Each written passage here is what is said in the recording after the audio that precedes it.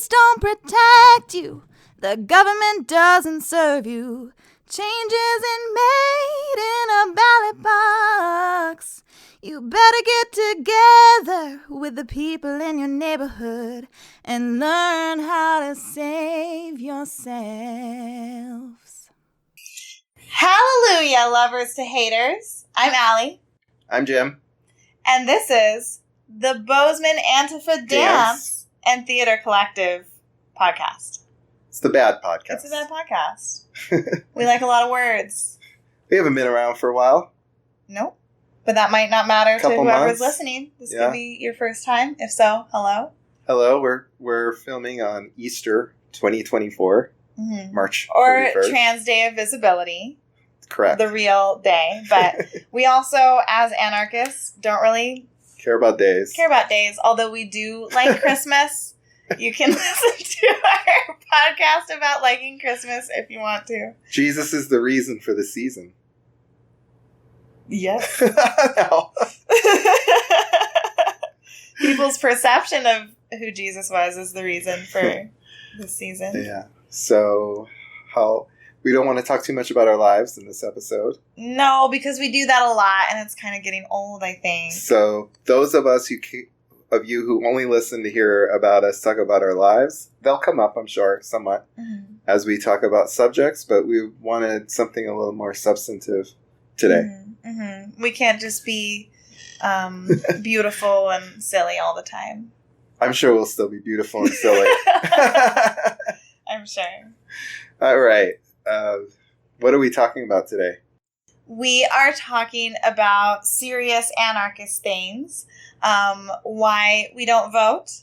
Some different tactics. Are we? It's in the song, there? Right? It's in our song. Mm-hmm. You know, the government change isn't made at a ballot. Change isn't made in a ballot box. Yeah. Surprise, surprise, we don't vote. We probably mentioned it. We don't even need to talk about the rest of the subjects yet. Let's just get started. We have some good topics coming, though, about communities and if you think stuff. This one's bad, if you're already like, hair-raised cat that we don't vote. I'm sure it's in the summary of the episode. They can skip ahead.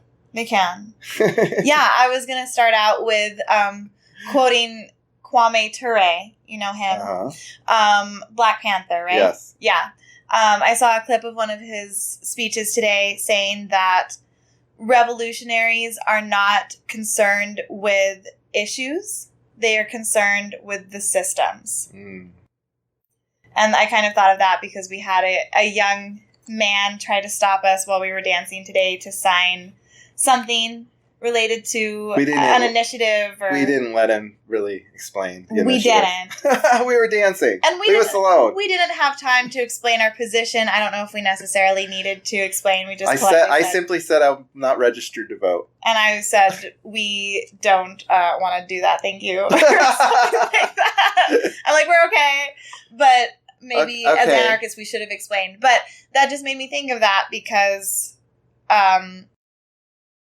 people, I think, get really myopic and think we have to do certain things to make the world better or to protect against evils.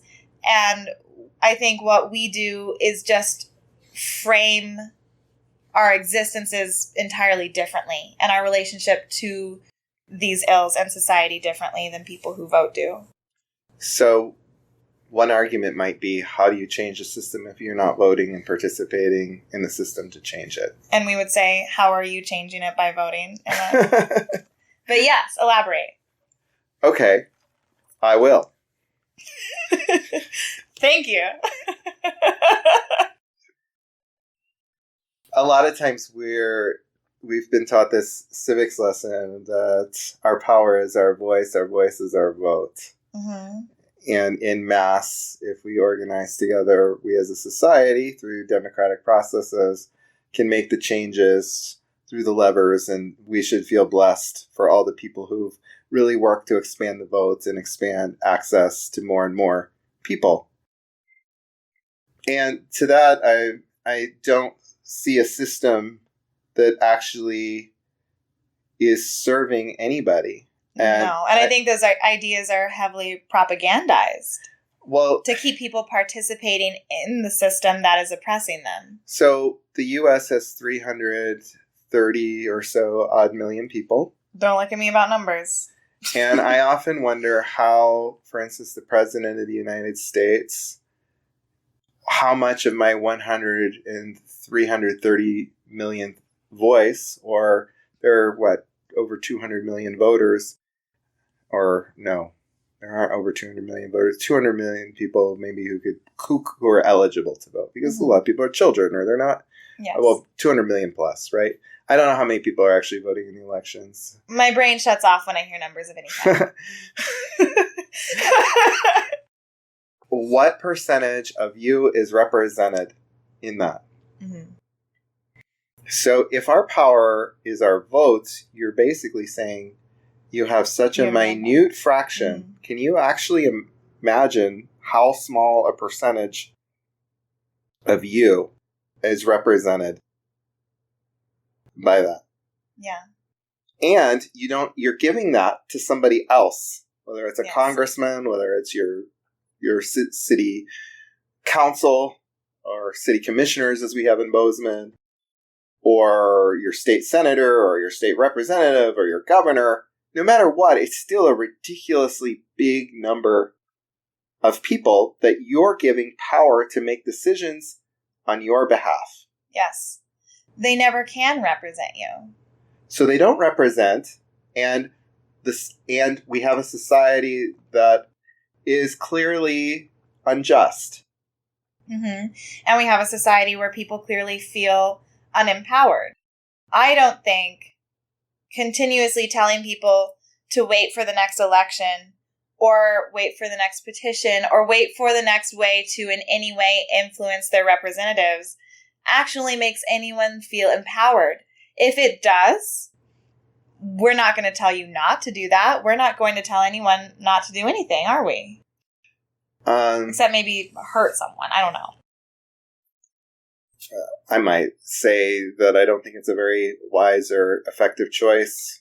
And I might say that it, in some ways, is propping up a system that needs to go away. So your vote, in essence, is giving legitimacy to a system that perpetrates injustice. Yes, I did see a post shared by someone this week that was a typical liberal argument, whoever you vote for doesn't have to be someone you would want for your best friend or your lover. Mm-hmm. What you're doing is you're not so much voting for that person as you are voting for the type of world you want to live in. Mm-hmm. And I nearly, I was like, and I was like, okay, so if I'm voting for the type of world I want to live in, then that aligns with me continuing not to vote. Mm-hmm.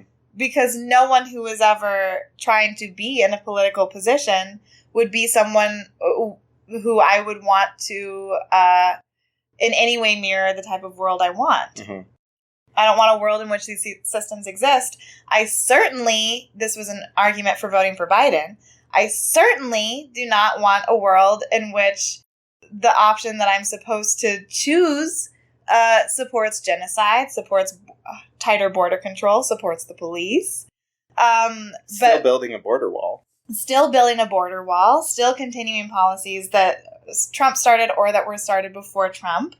Mm-hmm. And, was a war criminal with Obama. Mm-hmm. So Biden's a ridiculous example. I see a lot of people actually starting to question whether or not they want to vote anymore because Biden is so deplorable that it is making young voters who are otherwise excited to vote question about whether or not they should. Mm-hmm. So I think that's a bad example. Truthfully, if you're a liberal listening to this and you still think you need to vote for Biden, I have nothing to say to you. Okay, so let's get to the biggest reason I think people vote is fear, right? Mm. And Donald Trump is an authoritarian fascist. Yes. Racist. Yeah, just because we're shitting on Biden doesn't mean we're pro-Trump by any means. He's racist. He's classist. Mm-hmm. He's very confused about what he even believes himself. He's probably a clear-cut He's a pedophile. Narcissistic sociopath. We know that he sexually abused children. He has sexually abused women. Mm-hmm. He's openly bragged about doing so. Mm-hmm. He's an obviously horrible example of a human being. Yes. Who would like to turn the U.S. even more into an authoritarian state than it already is. Yep, all true.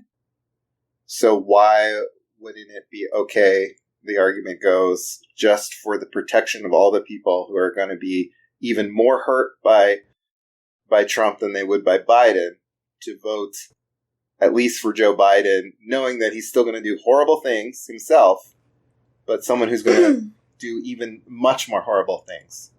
And I will agree that Trump is objectively worse than Joe Biden. But we can't quantify the amount of harm that they both have caused or would cause. Mm-hmm. No, I think you could. I really believe Trump is worse than Biden. Okay. And I still would not vote. Well, yeah, because we're talking about the lesser of two evils and the fact that they are ultimately figureheads for the systems behind them. Right, because it's the systems that keep perpetrating these things, perpetuating itself. Mm-hmm. That's why I said mm-hmm. perpetuating these things so that people like Donald Trump and Joe Biden can rise up and keep making a mess of things. Right. There is always going to be one choice that's horrific, one who's pretty bad, and if we think that's what we have to do to protect ourselves, we are not doing anything to thrive. But to clarify my point too, I think kind of going back to our episode where we talked about what is happening in Gaza, mm-hmm. and you brought up the point that even one person dying is mm-hmm. too much. Mm-hmm. So for me, I'm not trying to get in a battle of saying which one mm-hmm. has caused more pain or would mm-hmm. cause, because we know Biden has also raped at least one woman. Mm-hmm. We know that the death tolls are continuing to rise in Gaza, and he keeps saying we'll have a ceasefire by Monday. He's been saying that for months now. And there are obviously so many people, incarcerated because of him mm-hmm. and suffering because of him. And so if we're going back to your idea that even one person suffering mm-hmm. is too much, there's no reason to compare suffering. So that's just what I meant with that statement. I just want to concede the argument to some people. Like, say Trump's worse. Yeah. That doesn't change our official stance. No, because it doesn't change. It first, it's an abdication of our power. Mm-hmm. We're giving legitimacy to the government that no matter who is elected, and I don't even care if it's a third party who's saying all the right things, or the person who says, if I get in the government, I will dismantle government. Mm-hmm. Glad you think so highly of yourself, but no, you won't. Well, yeah, as anarchists, and the anarchist history lesson really goes into it, the big difference between an anarchist and a socialist is ends and means. And mm-hmm. for an anarchist, our means have to be consistent with our ends. Yes. We're not, once you using the levers of power to dismantle power, you're giving legitimacy to the power. You only recreate the same power dynamics in a mm-hmm. new form, as we've seen over and over and over in history. Mm-hmm. Russian Revolution, French Revolution, all these revolutions haven't actually done anything but change who's in power. Mm-hmm. Now, some cynics will say there's always going to be hierarchy. There's always going to be someone over us. This is the best of a bunch of bad choices. Like, all the systems are terrible. This is the best of all the bad systems. I mean, like, what would you say to that? That we really can't do better? I would say that we certainly have no chance at doing better if we continue to go down the road we're currently going down. That will have the results that we can easily predict it will have. Mm-hmm. And I would say that we will all, as we were referencing earlier in a conversation we were having personally, we will always need to deconstruct how hierarchical values have become internalized within individuals. Mm-hmm. However, I do think we can do that in smaller groups that are self-organized. Mm-hmm. And we can do things, we can live, we can exist without the threat of power over us. People can figure out how to do things themselves. People do have knowledge. Mm-hmm. People do, as we also talked about, want to be in community with one another. Mm-hmm. I only see the governmental system of the United States, because I don't want to get into other systems and countries right now. I only see these systems as being one of the major roadblocks between us and the lives that we could live, mm-hmm. that we have the right to live. And once again, these systems are relatively new. Mm-hmm. And there was life before them. I think there will be life after them. Mm-hmm. Yeah, we talked in the Anarchist history episode how hierarchy in human society is, in the whole course of how long humans have been around, is a small part of that. Mm-hmm. And civilization is really the rise of hierarchy, and that's only been around at most 8,000 years. Mm-hmm. And humans have been around 160,000 years. That's not to say there wasn't somebody who probably dominated over another person at some point, but the systems of domination we don't see in human society. Yeah, in pre-industrial revolution, certainly they were less, these hierarchical patterns were less solidified. So... yeah, it depends where you lived. Mm-hmm. It wasn't until, maybe a couple hundred years before the Industrial Revolution where most people lived under a nation state of some kind. Mm-hmm. Which is interesting, right? So these things have been around 8,000 years, but still it took a long time for these systems to really become so dominating. When we know the examples where they were, like the Roman Empire, various empires. Like, that's what we study, but we don't study all the people in between who weren't necessarily under the foot of an empire. Right. Yeah. So what do you say? Okay. So maybe someone can follow this line of argument, but then there's another line of argument for voting. One is that it's been so hard for people to work to enfranchise lots and lots of people.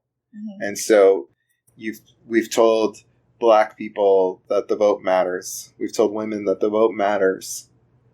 And now you privileged white people are saying, oh, now you're saying the vote doesn't matter? Or perhaps you are working to disenfranchise historically oppressed people through this matter. Like, isn't there that suspicion that some have that we are calling for something that's actually harmful when people have worked so hard and given up so much to expand this so-called right? Yeah, I'm sure people could think that, but it's obviously not just us having these ideas. There are so many indigenous anarchists who are also anti-voting and mm-hmm. have been for a long time. Mm-hmm. There were Black activists during the Civil Rights Movement who were against voting, like Lucy mm-hmm. Parsons, who mm-hmm. was a famous Black and female anarchist. Emma Goldman never supported voting, obviously. Mm-hmm. I'm thinking of Starhawk, who is someone who writes a lot on Anarchist Library as well, who is indigenous. And so I think the fact that just because we're saying it, don't take us for the full, like go and research other voices who are talking about it. I can tell you that one of the things that influenced me a lot was an article written by an indigenous person talking about how the lesser of two evils argument is really an oxymoron. The lesser of two evils is still an evil. So I would say in mainstream society, there are the really conservative forces who don't want to enfranchise people because they want to hold on to whatever power they can for them and their group. Mm-hmm. And then there are those who realize, wait a second, we're vastly outnumbered. We need enough of everybody else to prop us up. And mm-hmm. so they, therefore, like, think of Teddy Roosevelt back in the day where he was afraid of anarchist revolution. And he saw as rampant capitalism was going to lead to anarchist revolution. So he was for reforms of that system to give people some benefit of regulation, of a government regulation of the system. I didn't know about that. Government that's what was called progressivism back then. So the beginning of the progressive era is not anti-capitalist. It's the idea of we need some government oversight to keep capitalism from eating itself so that we don't have revolution. Give people enough of what they need so that they aren't fomenting revolution. Right. Enfranchise enough people, give people enough of whatever benefits come from it, even though we're not really giving them very much, and still the masters are in charge. And the system will be more stable because of it. So I would say that the enfranchisement of all these people, while in the face of it good, like gay marriage is great. If you're going to have marriage, you should open it up to everyone. But the whole institution of marriage is a useless, horrible why do thing, we need that? Right? Voting, if you're going to have voting, it's great that you enfranchise as many people as possible. But voting itself is actually a tool to keep government legitimacy and to keep the hierarchies in power. The opiate of the masses. It's one of many opiates of the masses, isn't it? But I think that's the one that Emma was referring to, specifically, was voting. Mm-hmm. And Emma Goldman, we've talked about Emma a lot. I already did mention her. Yes. Yeah. Can't go an episode without mentioning her. And, back then it was World War I. The anarchists, some of them said, okay, we'll vote. Some said we'll give in and we'll vote for the Democrat Woodrow Wilson because he kept us out of war, and this is a buffer to, like, we know he'll probably backtrack, but we need to at least make sure that he's in power. And Woodrow Wilson's elected, and he takes the U.S. right into war, into World War I, and starts a brutal oppression of radicals of all stripes, including anarchists. And people like Emma Goldman were saying, no, this is ridiculous. This system is not serving anybody but the ruling class. You cannot play with this fire and think that you're going to get anything good out of it or prevent anything out of it. But she was in the minority of people who thought that in the anarchist groups, wasn't she? There were quite a few There were quite a few. It certainly split people. Yeah. Like Peter Kropotkin as one example. And we're going to talk probably a little bit about Peter later, and we've talked about him in another episode, but Peter Kropotkin might be the most famous theoretical anarchist. And he ended up supporting the Allies in World War I because he thought of the German forces were just too monstrous, so make it too hard for people to be able to organize or do anarchism. And so as a temporary measure, support the Allies as a tactical point, and it split anarchism. People like Emma Goldman couldn't believe it. Well, we have that today. We just don't have as many anarchists as they had in the beginning of the 20th century. But there are people who will be like, Trump is so bad. We need to stand up against fascism. Right? It would be an Antifa tactic. Vote as an Antifa tactic and then deal with Biden later. Like, we need to do this now. The problem is they keep moving those goalposts. Yeah. They keep saying, oh, this guy's the new evil. This one's the new evil. And we're going to hold them accountable. But we cannot hold them accountable. We cannot hold whoever gets voted into office accountable for anything or to anyone. And the other Democrats in the House and the Senate are not going to hold whoever the candidate is accountable. I used to be a major Alexandria Ocasio-Cortez stan back in the day. And that was considered radical in my Facebook group. And I remember this liberal woman got so mad at me for liking AOC and was like, you're going to destroy the Democratic Party. And I thought I was so cool arguing for AOC. And then she broke my heart over and over again with all of her policies, really, supporting moderate points, like capitalist agendas, not even Democrat. And that's what happens when we abdicate. Representative democracy is not democracy. Right. When we give power to someone else, and I know they'll say, well, it's not practical for a country of 320-some million people. to not have representatives. And I say, yeah, it's not practical. But they take the conclusion of, therefore, representative democracy. I take the much more radical conclusion, therefore, no country. Right. This is not good. We're maybe not the most worried about practicality. No. We're maybe the most worried about our souls. Justice. Yeah. And we're going to get into some of this later, but we know that in most of our relations as humans, we're good and we're kind to each other and we do our best. And yet there are all kinds of exceptions that are heartbreaking. But for the most part, we're not all, I don't hear like lots of people hitting and killing each other right now as we speak. No. For the most part, we're treating each other fairly well. But we've set up a system that assumes we don't treat each other well, and we're voting out of fear. Very few people are voting because they really love the person. And if they really love the person, why wouldn't that person want to empower as many people as possible? Some of them talk that way. Obama used to talk that way. Like, I'm organizing all the people, I'm starting a movement, blah, blah, blah, blah, blah. Well, I mean... I even saw an ad for Biden today that was like, when you support this grassroots campaign, and I'm like, you have the audacity to say that yours is a grassroots campaign? Yeah. You walking skeleton it's as man. green as the money. Yeah. The grass is green and so is money. And I don't know if this is going to be a tangent that I don't know if I'll be able to tie this in, so you can help. Did you ever read Blessed is the Flame on Anarchist Library? It's a whole history. You know, I've almost never read anything. Well, I think we talked about this early on in my journey of discovering I was an anarchist. I'll also remind people that Jim did not convert me to becoming an anarchist when we met.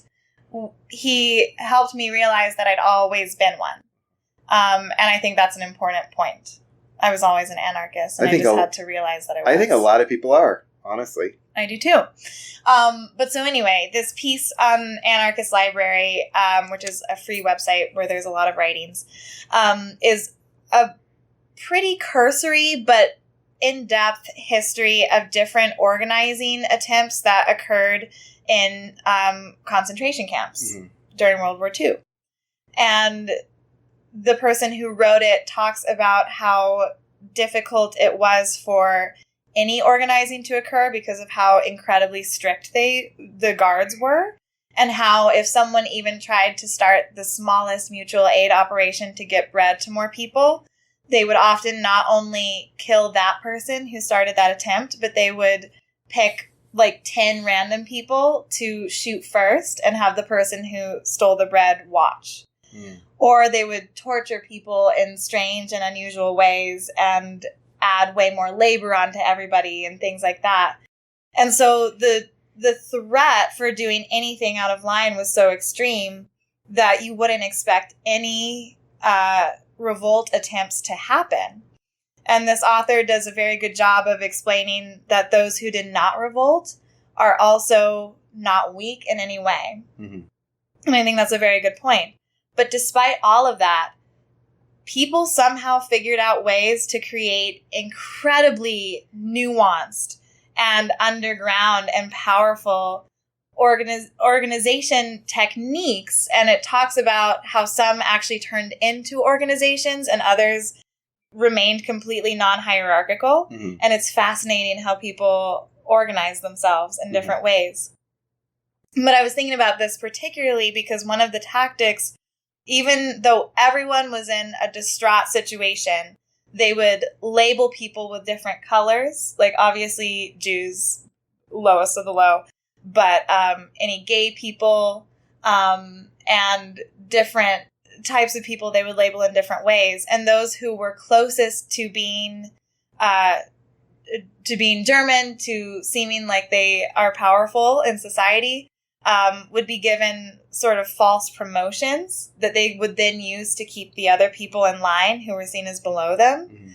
And these people felt like they had more agency within the system, even though they did not, even though they were just as likely to get shot and punished and starved. but they were like, oh, I have this thing that person with that color on their clothing does not. Mm-hmm. And that makes me think about you talking about basically how if you give people anything in society to make them think, oh, I have something here, that means they might stay in line and keep participating.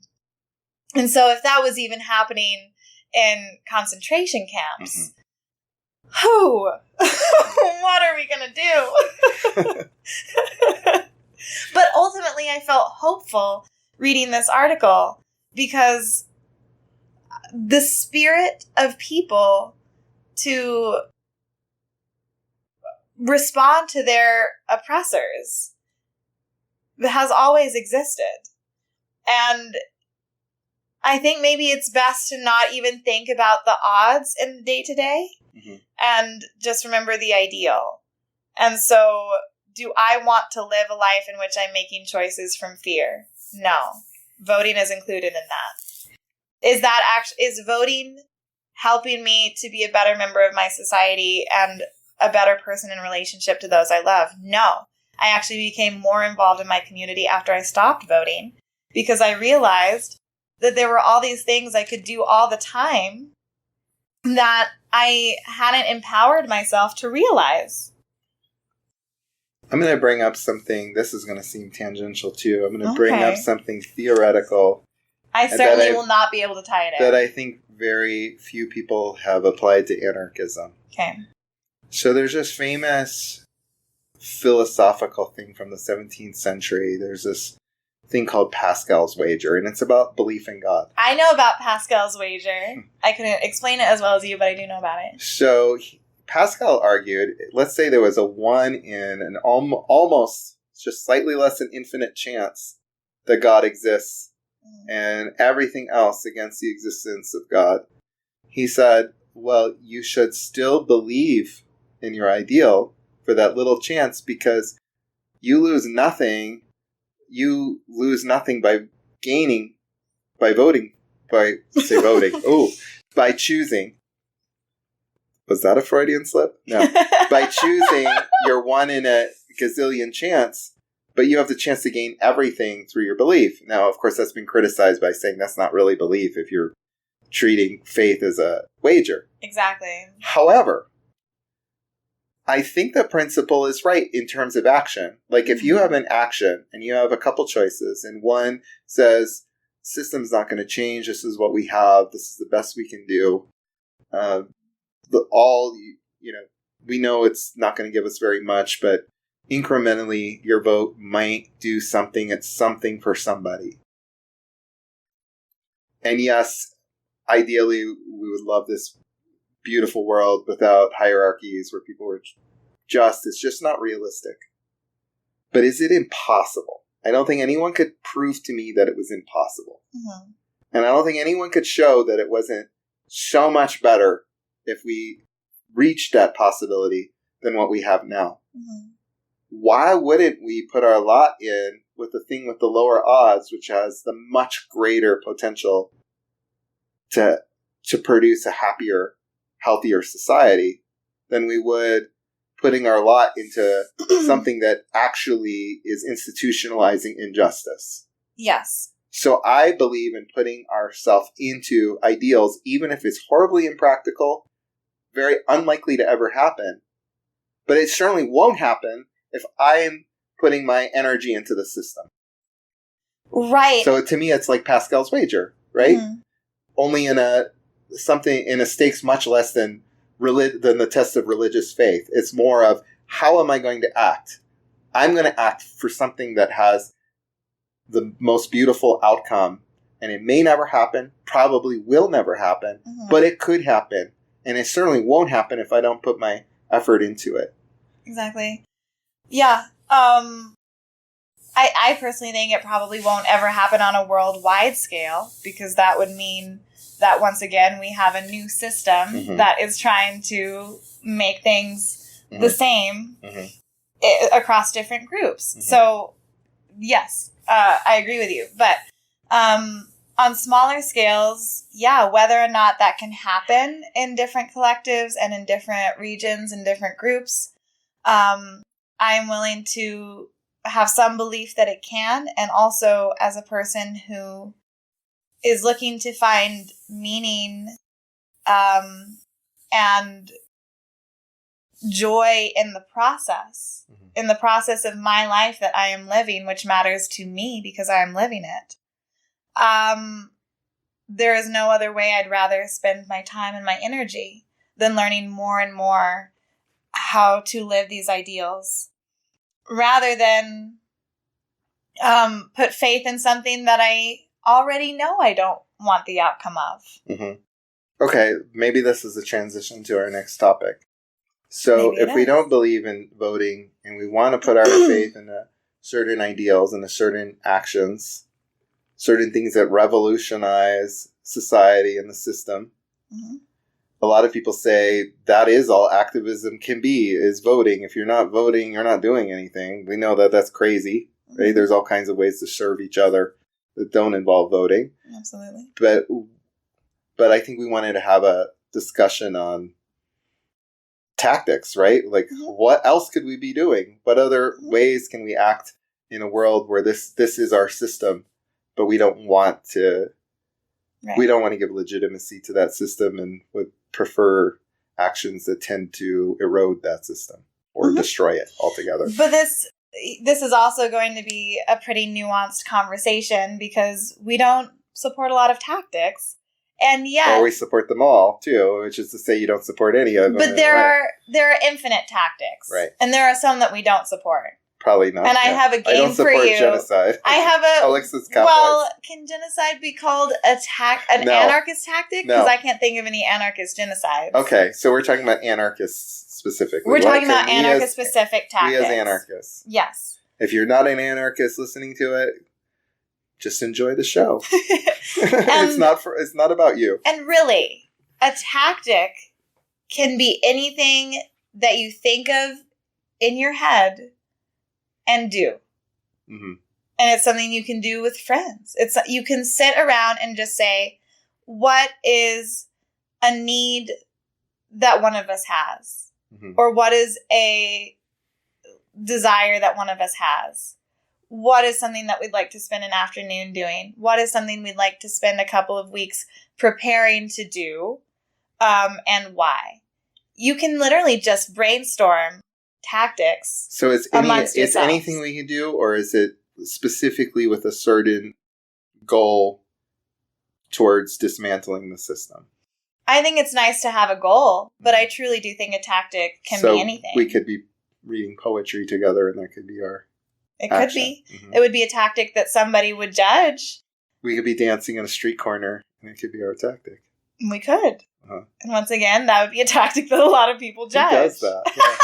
Who does that? What's up with that? No, I mean, part of this is that we get to create our own rules together.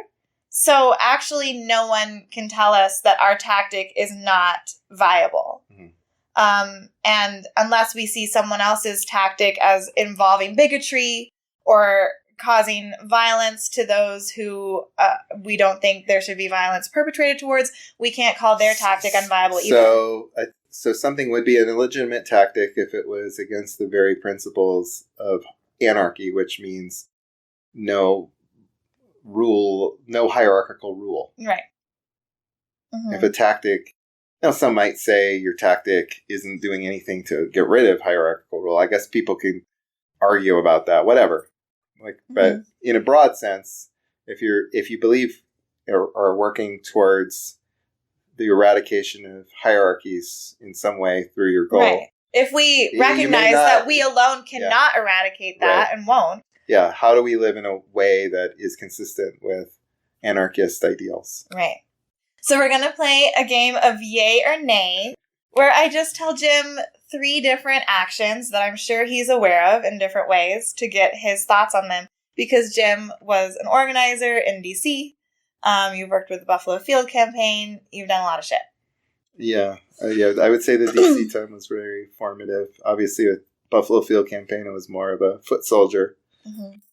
I was a foot soldier. I had no decision-making power there. But yes, in Washington, D.C., it was part of a very vibrant organizing community where we were organizing against war, for global justice, for economic justice, all of those things.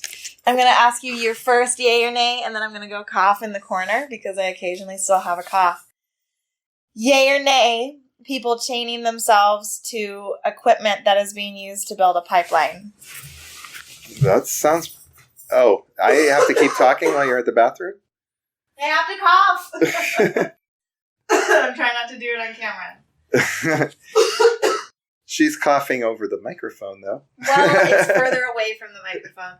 I just get tickles in my throat every couple days, and then I have to cough. Okay. We could even edit that out of the video. It's all there. Or we could keep it in. We'd be a fraud.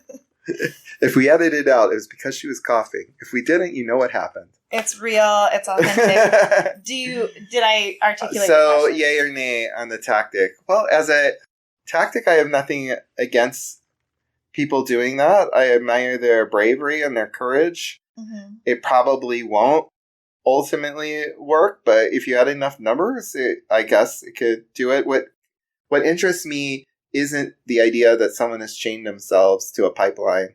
That I could get down with that. What matters to me what matters to me is that we take care of each other and ourselves like she's doing right now. Are you okay? Yes. I'm sorry. Okay. What matters is that we take care of ourselves and each other. Matters is that we take care of each other. So if the people, I can imagine it being an empowering experience where the people who are organized together care for each other, took care of each other, and this was their way of expressing their desire to have a real impact on something they truly care about. Like, the goal is good, the tactic probably won't work, but might work, right? Yeah. All of it's fine, right? Like, it's like, are they being supported in, like, bail funds for when they get arrested, right, inevitably? Are they taking care of each other? Was the process empowering? Mm-hmm. Do people have an opportunity to opt in and opt out? Is this fully their choice to do? Is it their choice to do? Who's in charge, right? Is everybody there of their own volition, really? Yeah. Mm-hmm. And so the real question isn't about the tactic, then. It's about what will end up being our final topic. It's about the process of how the community came together and the balance of the community with the individuals. Mm-hmm. Because I can imagine all kinds of cases where that tactic is done and can be done in a completely unempowering way for people. Mm-hmm. Or I can imagine it being almost a religious experience for people, that they did this together. They suffered great consequences, but they were willing to do it for each other, for the thing they believed in. And they did it. They really used their voice, and everybody as a collective used their voice in solidarity with each other. Mm-hmm. The tactic itself, I'm indifferent to. Great. So moving on to next example. Okay. Yay or nay, a group of friends either renting together or squatting in a space that they use both for shared housing, but also turn into a craft food supply of some sort shop, mm-hmm, that also doubles as a hangout for the community. I mean, on the face of it, again, that sounds beautiful. Mm-hmm. If I heard a group doing that, I'd be like, wow, right on. Mm-hmm. Yeah, good for you guys. But I would still be curious, just like I was in the first example. How are they organizing? Are they taking care of each other? Mm-hmm. It's not enough to have a tactic. Mm-hmm. You have to have a good process for the people who are involved. I'd also be curious about things like around privilege. Like, are they taking over housing that maybe someone else who could have used that housing? Like, is it like who are the people taking over? Right? What is that? What is the social situation of people? The same with the first, right? Like, mm-hmm, who is being hurt? Who is being benefited? Are they being thought of and taken care of also, mm-hmm, to the best extent that you can? And if you can't, like, are you at least conscious of it and making some other effort. Like, you can't think of everything, right? But it's beautiful. Like, it's a beautiful idea on the face of it. But you don't know, right? You don't know how people are with each other. So just now, like, the tactic is kind of exciting. Like, we're going to take space. We're going to radicalize it. We're going to reclaim it. We're going to serve people with it. Who as an anarchist could be against that? But I could be against it if the people doing it sucked.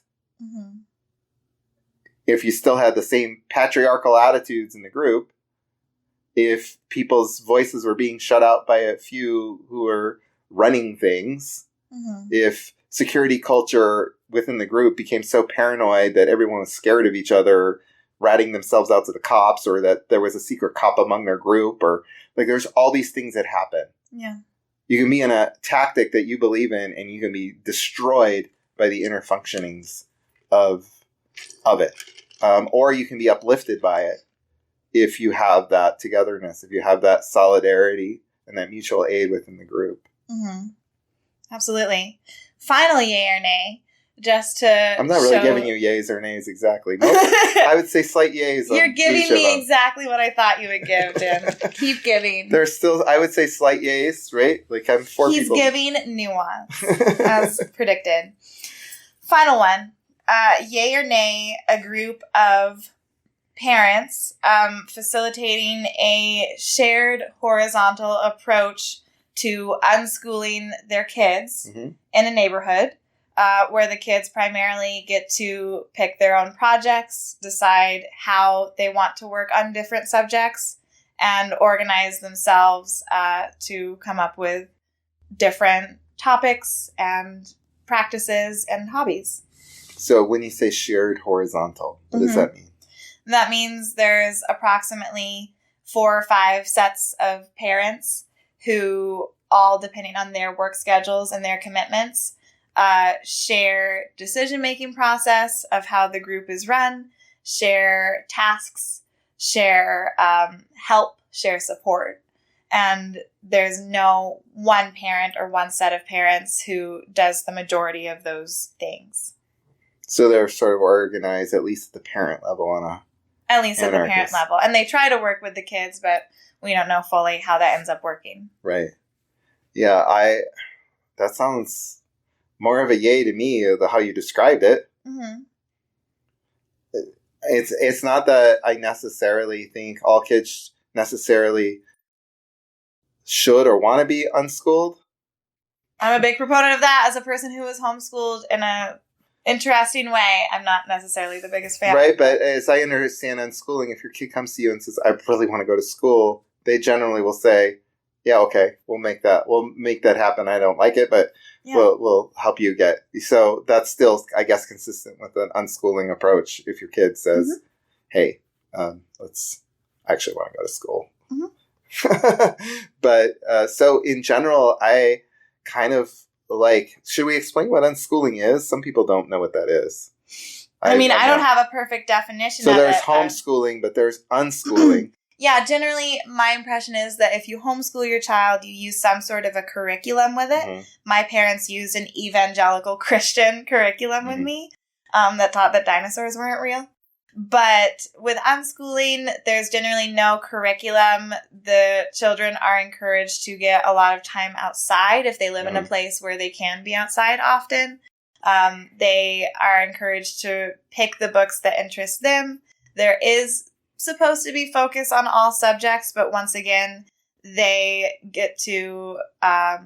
if the child's not into something, they're not going to make them do it. Right, which could mean that they don't learn something that is vital or whatever, but I didn't learn most of math or science, and I'm fine, so... Yeah, I think the belief is that the child will ultimately, trust the child to figure things out. Yeah.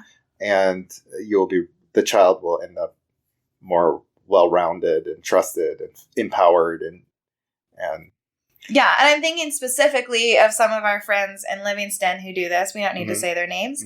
But the children that I have met who are in their unschooling collective and they wouldn't even call themselves a collective. They're just parents and kids, vibing.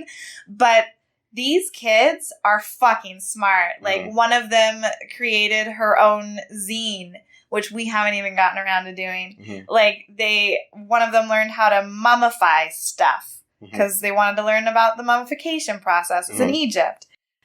They have fascinating projects with animals and plants, and they're vibrant and they're happy. And I brought up this example because so much of our indoctrination starts in primary school. And I think it is a major anarchist issue how we interact with children. Yeah. Yes. In the history of anarchism, this has been a concern of people. There was a guy named Ferrer, right? Who started in Spain. Was he the one who wrote The Pedagogy of the Oppressed? Well, I don't remember what he wrote. I think he did. I was hearing about him the other day. But there were Ferrer schools for a time in the U.S. too. He was ultimately killed. Was he? Yeah, he was killed. His schools had something of this process. And I believe that because he talked about how whatever oppressed people do in response to their oppressors is ultimately justified in a sense, because they are being put in a position where they are having all of their power taken from them. Yeah, and it's really hard in our society because it's not set up to, if you give a child so much freedom and they run into the road, they're going to get hit, right? And the child, if you just trust that they'll figure it out, they sometimes don't figure it out. Yes. Like as a parent, I can tell you straight up that just because they're a child doesn't make them infinitely wise to all the dangers and things that are really around them. Which is why the unschooling parents, and I would hope any parent, whether or not you're unschooling, but that's why they need to both provide the conditions for freedom to occur and allow itself, but also be there to support when things go wrong, when harm occurs between kids, when they do need a little bit more assistance or guidance personal to who they are. So you asked yay or nay, the way you've described it, so you gave a lot more context. So it didn't sound just like a tactic. I should have just been unschooling, but because I was thinking of a specific thing, so the way you spelled it out would have been, you gave a much more nuanced approach to what this is. So I would say yay. I primed you to give a yay, I guess, but I wasn't trying to. But the similarity was you described it in a way that if you had described the first two in those ways, then I would have much more likely said yay to them.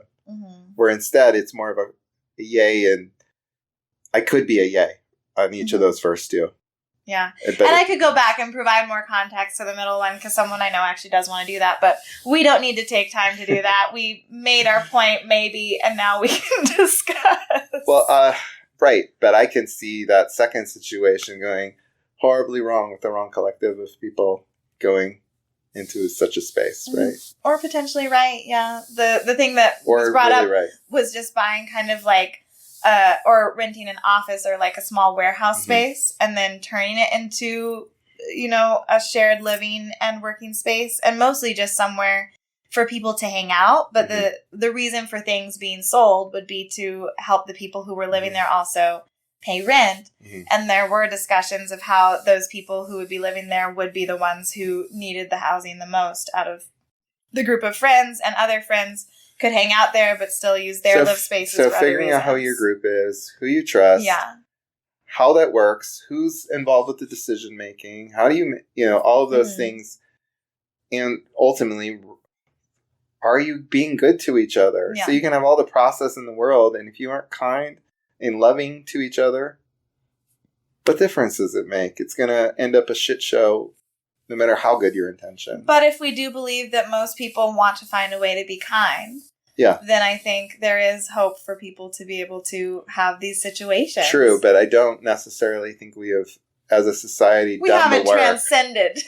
We have not done the work to get back, because mostly what we're seeing in society, even though in most ways we're perfectly functional, just like you and I are right now.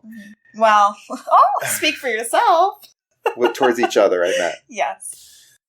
I'm never functioning perfectly. We know what the divorce rate is. We know the unhappiness in relationships is quite high, even amongst those who haven't been divorced. Mm-hmm. We know that falling outs happen rather constantly. We know that people are suicidal. Yeah, we know that there's a lot of malaise and unhappiness, or people generally reserved about their lives, or kind of like they are about the Democratic Party. They'll just choose the lesser evil of whatever they think that is for their lives. Mm-hmm. And live that way. And it's not inspiring. And when people try to live the right way, I don't think we're well equipped not to fall back into a lot of our dysfunctional habits. And even if they're thinking of it as the right way, that's a red flag too. Mm-hmm. Well, I mean, right way could be a broad umbrella. There could be many, many right ways. It could, but to think of yourself as... There are a lot of really dysfunctional things that people do, right? Right. I mean, I bring this up all the time. What percentage of women have been sexually assaulted at some point in their lives? 1 in 3, I think. 1 in 3 reported. Yeah. That's what self-report that, and there are many reasons probably that they don't. Much higher than that. Mm-hmm. 1 in 6 men have reported, right? If that's the behavior, there's nothing good about that kind of behavior in our relationships. There's certainly something we can say is the wrong way that people are relating to each other. Mm-hmm. There could be infinite numbers of right ways that people could relate, but there are also infinite numbers of ways that are really, really dysfunctional. And so there are a lot of nays, I would say, also. So where do we go from here? What do you suggest? I think it's really, ultimately where I want to go, and I don't know if we'll get there fully today, is the importance of truly getting at why we can't have the functional relationships I think in nature we want to have. Or why we haven't yet. And why we can't seem to be able to do in most respects in our lives, but seem to fall apart just enough to make things really dysfunctional. Mm-hmm. How can we at least decrease the rate of that dysfunction so that we get back to what I really believe? And I know some people will disagree. Maybe that's where we also want to talk. The idea that we are naturally wanting to be kind and good to each other and not so awful. Yeah. Which I know is a point of contention. I know some people think the state of nature is one of war, like in Thomas Hobbes, 17th century political philosopher, even said the state of nature between a mother and its child is war until the mother asserts its dominance over the child. Lord, I don't know if that's a helpful belief to have ingrained in us. Well, you told me that I accidentally ended up sounding like Kropotkin earlier when I was talking about how most animal species that we see now have survived by actually being in community with one another and having different ways or tactics that they use to help protect their young, to help protect the women, to divide workload, to make sure that shelter is created, and all of these things, which I think gets forgotten in a lot of discussions that different men on the internet are having, talking about survival of the fittest and saying, oh, you have to be the alpha, you have to be able to go out on your own, you have to, like, an individualist mindset.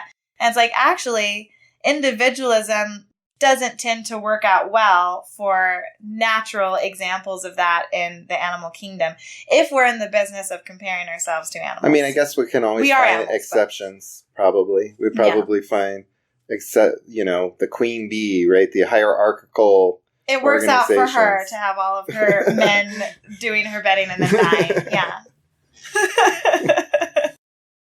Bee reference. Save the bees, yeah. But in many other cases, we have more of a herd mentality. And I think even if you have a more hierarchical example, I wonder if bees think of themselves as hierarchical. They certainly do not. They might have thought processes, but I think we project. They probably don't think of themselves as cooperative either. No.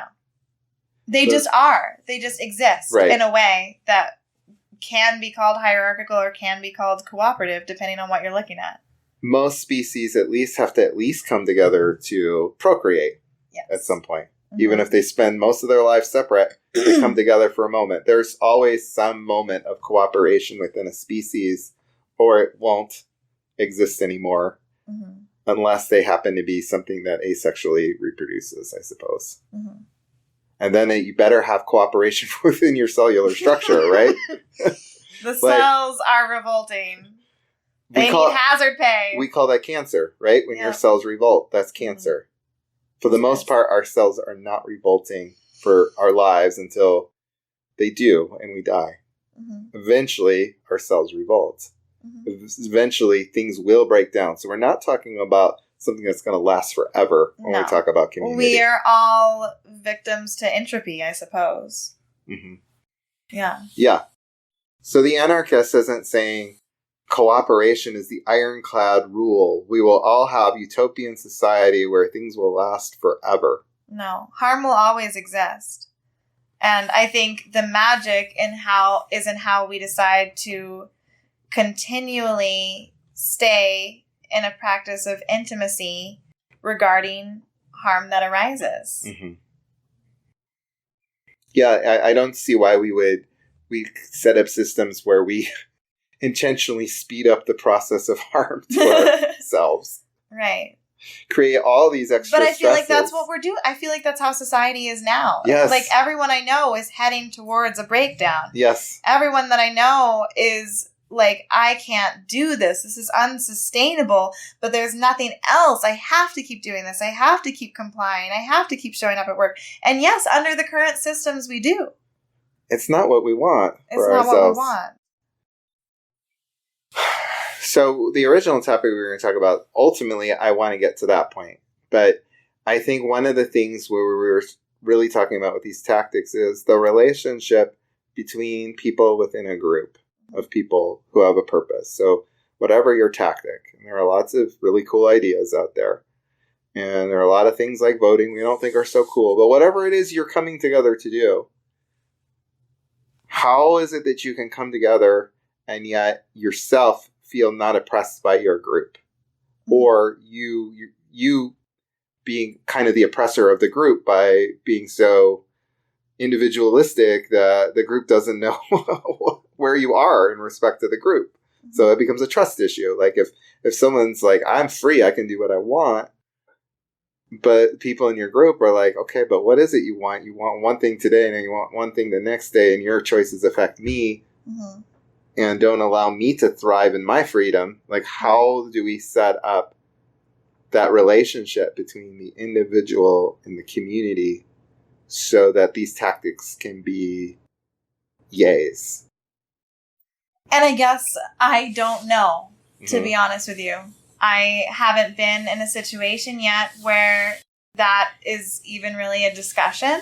And so, instantly someone could respond to that and be like, there's no credibility there. She doesn't know how to even do this. But if you've made it this far, I think you're just interested in our thoughts regardless. But, and this is a historical strain in anarchism. That groups evaporate and dissolve because they have these issues? Well, also, what is the natural order of things that we are trying to work for? What is our ideal exactly? What does it look like? Well, we know there are many ideals, right? It's not just a single ideal, but there are certain things. We want a non-hierarchical world. We believe at some point people come together, but there's still this strain between the individual and the group. And then you have different adjectives that people have applied to their anarchism. So there's the individual anarchists who really believe ultimately they're not necessarily in themselves capitalists, right? They're not saying you should be able to do whatever you want necessarily, but they still believe that ultimately we are individuals, we're people, we're the ones with the agency. It really matters how you are individually as an anarchist, and if groups come together from that, great, but it starts with the individual. And then there are others who are more what we call anarcho-communists, not to be confused with communism that we think of it today with the socialism, but communism in the sense of commune, really, coming together, who would say that our natural order is this cooperation, and we as anarchists should be focused first on our group and collective needs, and then secondarily the individual. Not that the individual doesn't matter, right? We don't want hierarchy. So just like the individual anarchist is going to acknowledge some place for the group, the collectivist, or really collectivism might be another strain altogether, but the communist, the anarcho-communist, wants to put more of the emphasis on the collective. They don't want, because if you don't, then they would argue that does lead to something like capitalism. Right. And I find that tension fascinating because I resist kind of both labels. I feel like I see both sides and want both sides fitting together and thinking about how they fit together.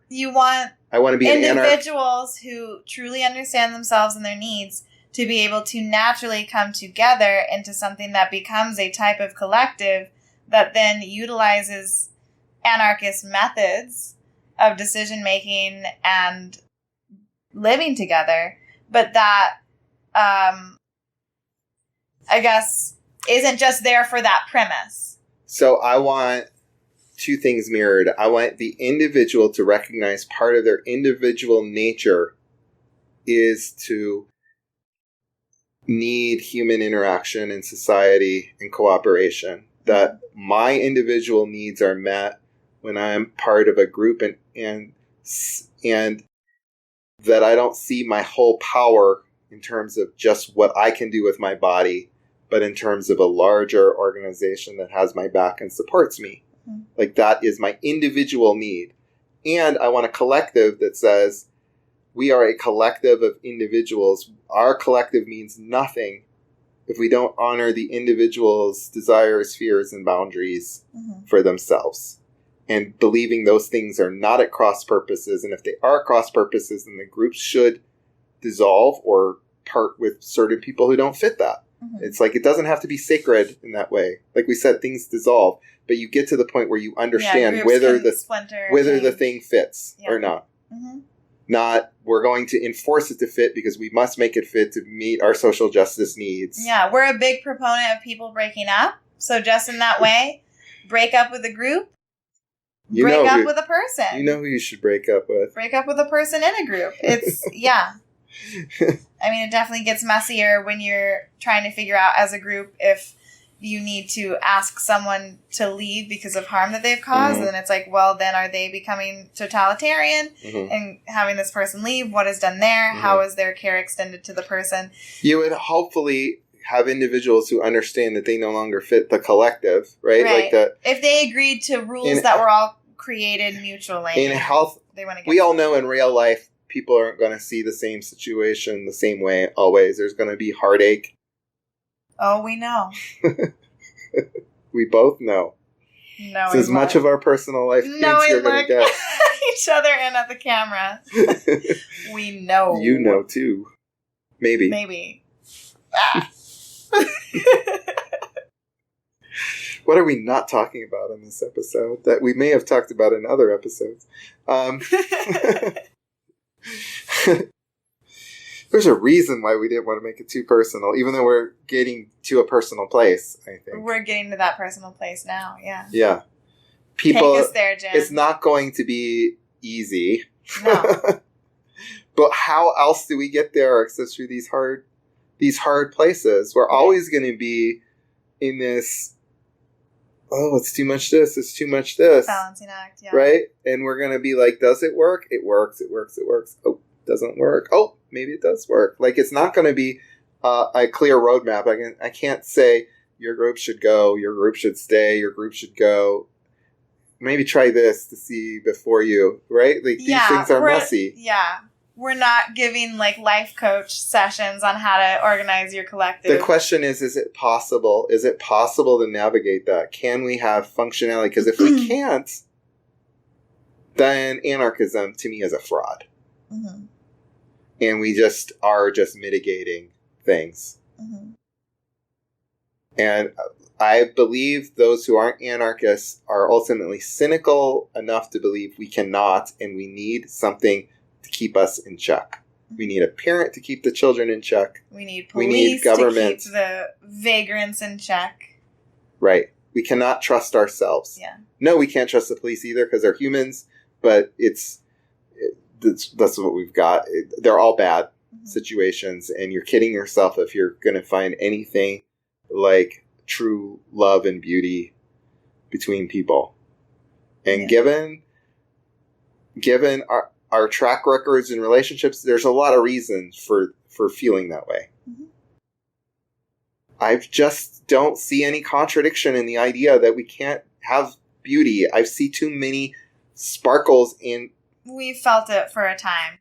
I've seen too many times where things were beautiful. Yes. And it's easy to see why they didn't stay beautiful in many cases. Mm-hmm. Some cases it's not. But in some cases you can see, oh my gosh, you know? Yeah.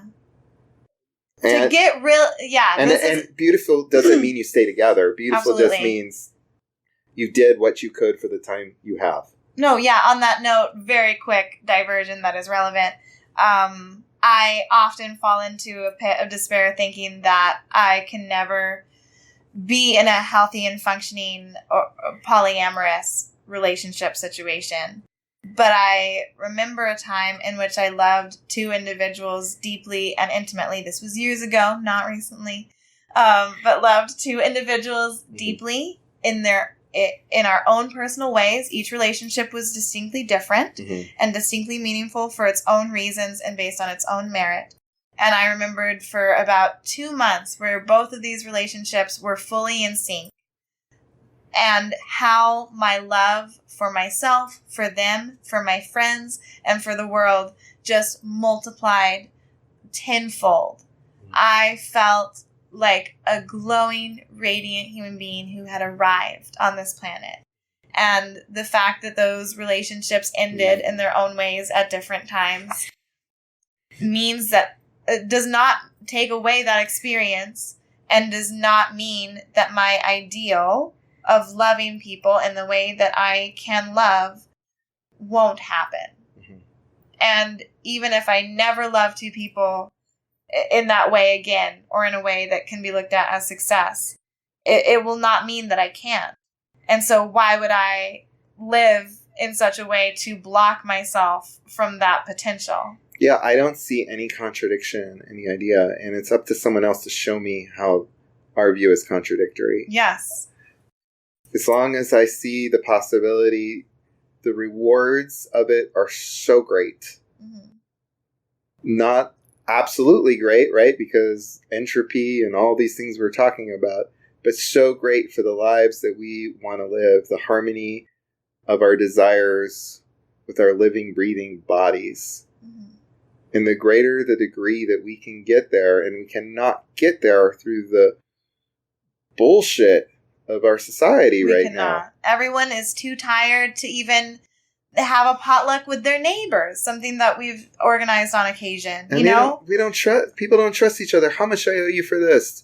Do I need to do this for you for that? Everything is so transactional and based on the idea we can't trust people. Yes, we can't care for people, but we can trust people. And we can care for people. Our friendship is one example of that. We have always deconstructed the power dynamics. Other episode. Always validated each other's experiences and ideas and needs. And even if we have opinions that vary from one another or differing desires, we have found a way to work through any conflict or harm caused by those every time. Mm-hmm. And we haven't discarded each other when things were hard. And ultimately we've thrived and had so much joy. And it just feels like, okay, why is it so hard for us to find others who fully vibe? I mean, some of it is just personalities and things, right? Like not everyone's a good fit for a lot of reasons that have nothing to do with ideals. Mm-hmm. But a lot of it is the resistance people have to believing that more is possible and trusting it and just going for it the way we've gone for it. And it's still only the beginning for us. Yeah. Like, I'm only beginning to feel the possibility of all the different things I could do, of all the different tactics I could potentially bring up to you or others. I do think for most larger things, we would need more people. Mm-hmm. You know, at this point in time, we're trying to organize a play. We're trying to see what people in our groups... We have auditions. This may come out before the auditions. We have a scripted play. I don't know when you're going to She wrote. it. She's a playwright. He's a play editor. Play editor. We're both actors in this play. We have another person directing it who's also actor in the play. I don't want to direct it. We have open auditions here in Bozeman, Montana. Is it contradictory that we have a director? Well, this director sounds like she wants to be... We're collaborating as a team. Yeah. And having people specialize in different areas isn't necessarily hierarchical. No, it's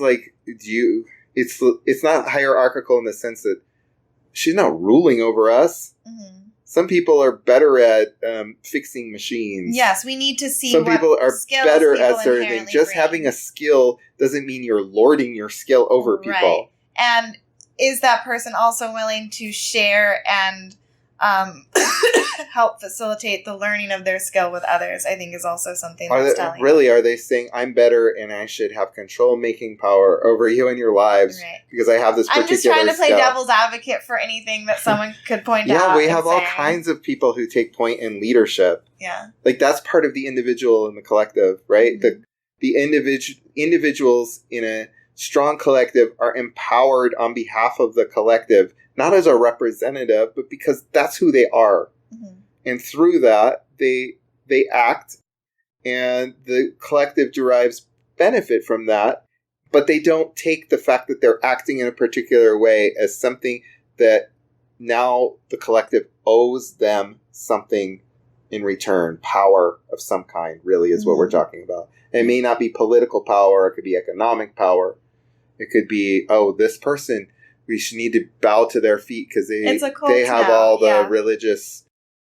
Exactly. Mm-hmm. Someone else runs the administrative stuff and all that, but this is our guru, right? Mm-hmm. Maybe they are the person who has the visions and sees the things, has the shamanistic instinct, but that doesn't mean the other people have other things. Right. And there's that value of each other, not a sense of this person, but we don't say we must do all things equally at equal measure, that everyone has equal abilities and all things, and nobody, and every decision must be made by consensus about everything. Yeah. Well, everybody shits. Sorry. Good That's one. not good. They don't shit equally, though. Some shit a lot more than others. Very true. I assume. Mm-hmm. I've never measured this myself. Now we're making claims we can't. It's not backed by science. We don't know. I'm sure someone studied this. I'm sure.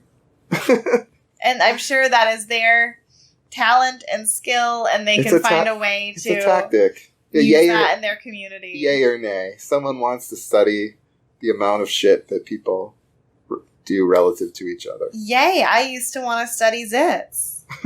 Nothing wrong with it. No. Bodies are weird. Bodies are cool. We'd rather you study the relative shit that people have. I know some of you are disgusted right now. Than vote for Joe Biden or Donald Trump or some third party in this election. Robert Kennedy Jr. or whoever. Marianne Williamson.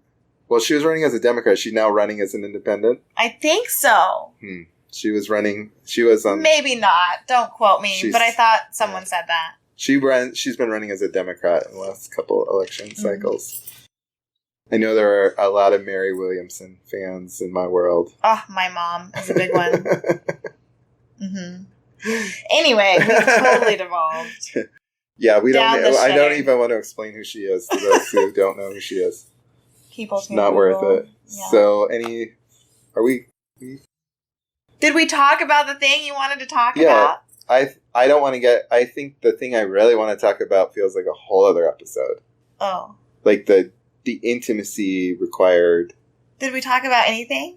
Yeah, we have started to talk about the individual and the collective, those relationships, the things that get in the way, the things that need to be sorted out before tactics, whatever they are, make sense. I feel like we just didn't really talk about what they are, but I guess we can't really know what they are until we have a specific group. But who are? What the tendencies are and, like, the ways to... so what are the ways things are dysfunctional in groups? Well, what are the ways... Or the ways to heal dysfunction, I guess. Or heal if I suppose we just sound a little bit negative in this episode, so I don't think we sound negative because we believe there's hope in these groups coming together. Yeah, we do believe that. We believe that ultimately that relationship of the individual and the collective, we can have an episode where we go into specific case studies, if you wanted to.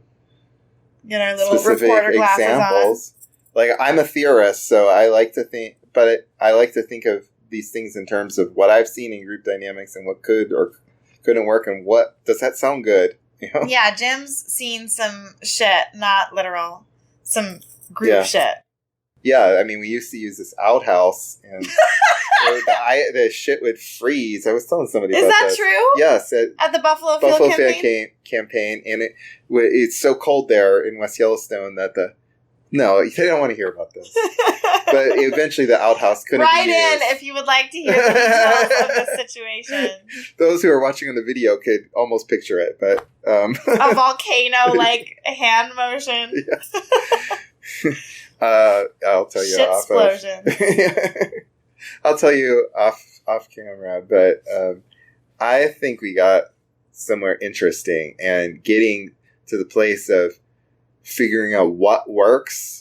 And your group has to figure out what works. Yeah. No one else can tell you what will work for the individuals in your group who are vast and nuanced and come to these situations with their own stories, traumas, and desires. I think we've spent a lot of episodes talking about what's worked for us as friends. Yeah. But if people have questions about larger dynamics... out of luck, I guess. Out of luck, because the truth is, I've seen a lot of dysfunction, and it's brought me into the things that I like to study, which is intimacy, tantra. How is it that we can be better to each other? What are the obstacles keeping us from being better? Mm-hmm.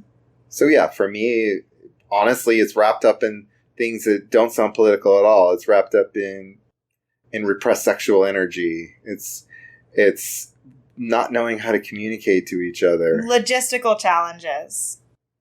The society around us, which we do talk about a fair amount. Like, what are the things that are imposing on us? But there are also the internal things which are also informed by society.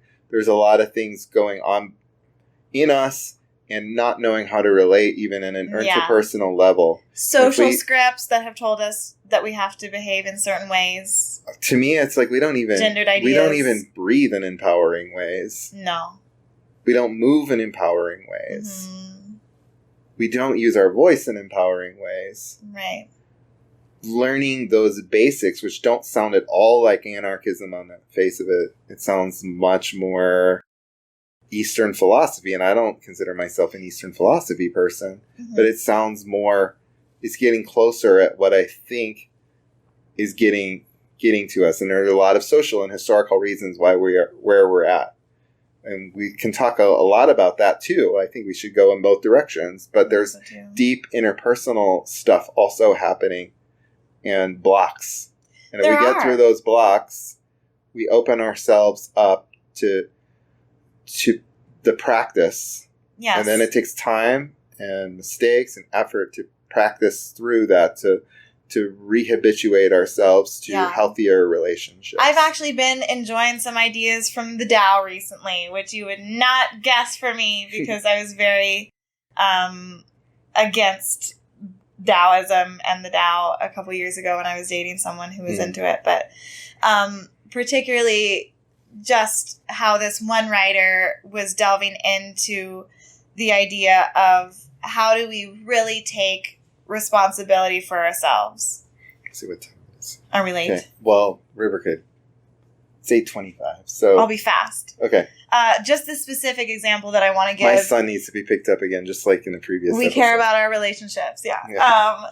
But, like, what does it mean to take responsibility for yourself in such a way that you are able to show up in a group? Uh-huh. And how are you able to trust other people to be responsible for themselves enough to show up in a group? And I just really love the way that this piece navigated that and was talking about how do you decide what is a need versus a want.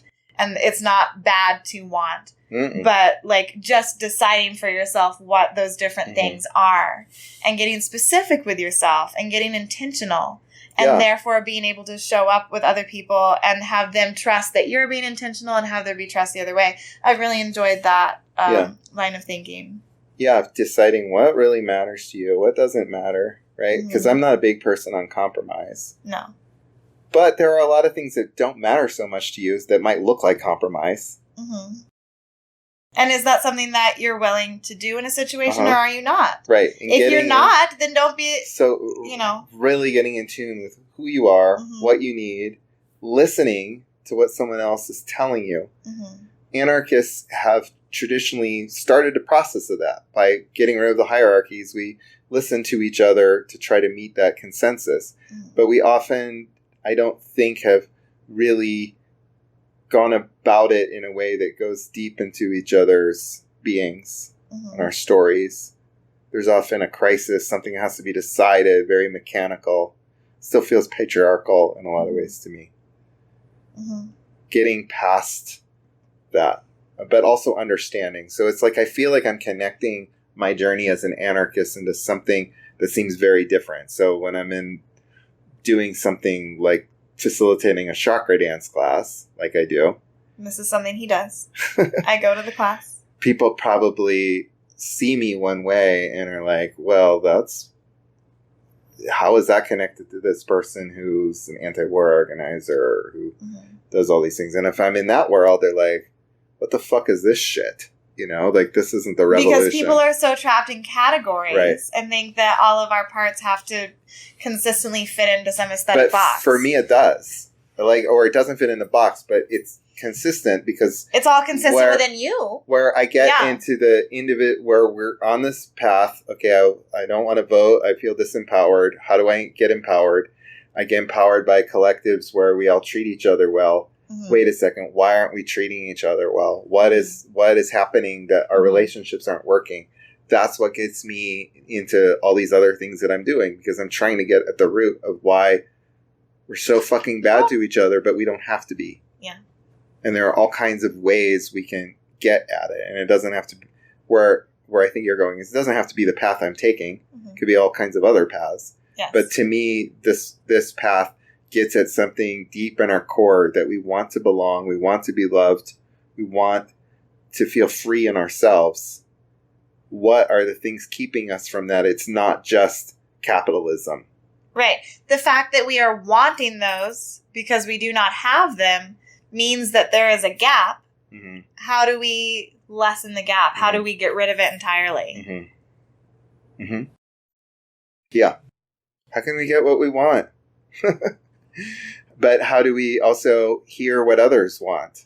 I want to hear what others want. That's true to me. How do we get what we want, but not at the expense of someone else? Right. That's true to me. I don't want to hurt people. That's like true to my core. I do not want to hurt people.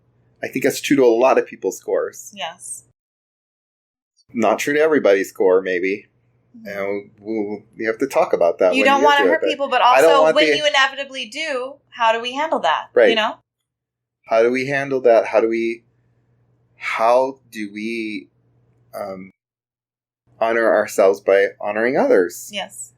And what is keeping me from being able to do that well? You know, like maybe the tactic isn't I'm going to set up this structure of going, chaining myself or even educating my kids a certain way. Maybe it's communicating a healthy boundary. It's, what is beneath that? Yeah. Right? What is beneath that desire? So for me, it goes deeper than even these core sense of, our children are screwed, by the education system. Our environment is screwed. Our poor are screwed, right? All these things are true. But what is deeper behind that? What is it we really want?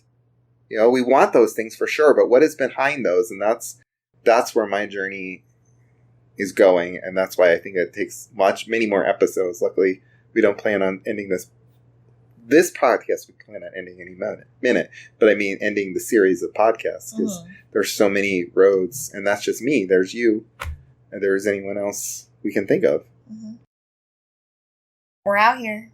I'm not going away. Thanks for that, because it just get some clarity of where I am. Yeah. I like to be able to give clarity of where we are together and things. Clear as mud. I do my best. Hey, don't hate on mud. No. Yeah. I love mud. It's great on your face. I want to get more into the dirt and be wild and unruly and things that don't interest you as much, but I do also want to go play in mud. Final thoughts for me? I didn't ask, but go ahead.